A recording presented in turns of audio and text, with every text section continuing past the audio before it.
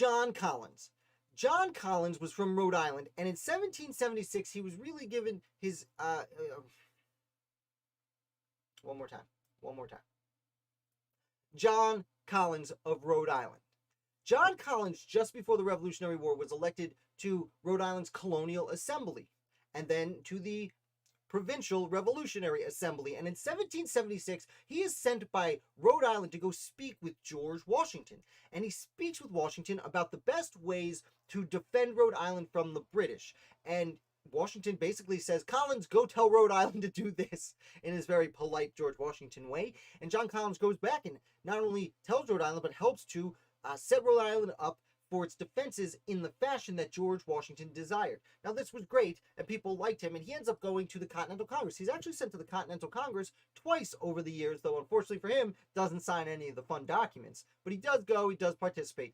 And then he comes back to Rhode Island, and he becomes such an important politician in Rhode Island that in 1786, he is elected as governor of Rhode Island. His term as governor is very interesting. First of all, in 1786, you have Shays' Rebellion breaking out in Massachusetts. You have the paper money riots we talked about breaking out for the same reason. Many of these former soldiers were coming back. The states were flat broke because all the gold and silver was being sent overseas. So the people wanted a paper currency to help them have, literally have money in the state. And Collins is actually elected governor on a platform of, we are going to print paper currency. And then he is elected. He easily wins the election. Now, there is a lot of pushback, and it is not implemented the way he said it would be when he was elected, but he keeps his position for the next 5 years. During this time, there's this whole constitutional convention in Philadelphia, which at the time they called the Philadelphia Convention, but much like Patrick Henry famously smelt a rat, Rhode Island in general had no interest in going there. Rhode Island was really one of the major problems, if not the problem, for people at the Continental Congress to get anything done, because Rhode Island never showed up at the Continental Congress, and that's why the Continental Congress needed to make changes, because they wanted to get things done. Now, John Collins is governor of Rhode Island when they don't send anyone to the Constitutional Convention. Then the Constitution is passed around, and they say, hey, we came up with a Constitution, it's so great. And John Collins and the Rhode Island he governs is like, it's not so great. And at first they have a referendum, which a referendum is a popular vote. They put it up to the vote for the people and say, hey, everyone, do you want to have this Constitution? And the people overwhelmingly voted it down. Now, interestingly, when you read the Constitution, it says you need to have a convention.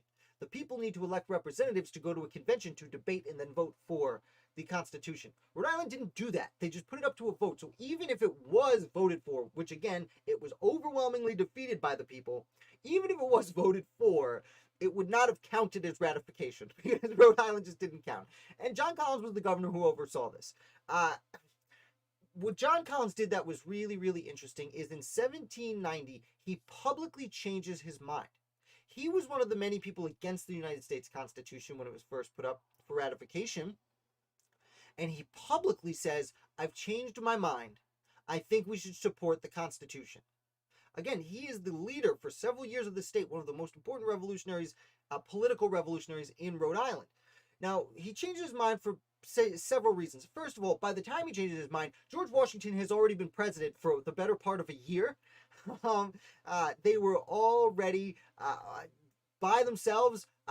This is about the time that North Carolina, which we will talk about next, North Carolina finally ratifies the Constitution, and Rhode Island is all by itself. So obviously, either by boycott or by force, eventually Rhode Island would have had to be brought in to the Union. What my friend Tom Dutchguy likes to call a coup, because they were forcefully, if not actually forcefully, pretty much demanded that they join the Union. And Collins recognizes this. And he, despite the fact that it would ruin his popularity, he publicly declares this. And then he helps set up a convention to appropriately ratify the Constitution, which is done. It is ratified. Everyone's happy. Except for Rhode Island. Because Rhode Island joins the Union, and immediately they have another gubernatorial election. They were annual, if I'm not mistaken, at the time, and he is voted out of office for Arthur Fenner, who we talked about not too long ago, and who would go on to be governor of Rhode Island for the next 15 years. And Collins's Rhode Island career is essentially ruined, but lucky for him, he is actually voted as one of the inaugural members of the first United States House of Representatives to represent Rhode Island.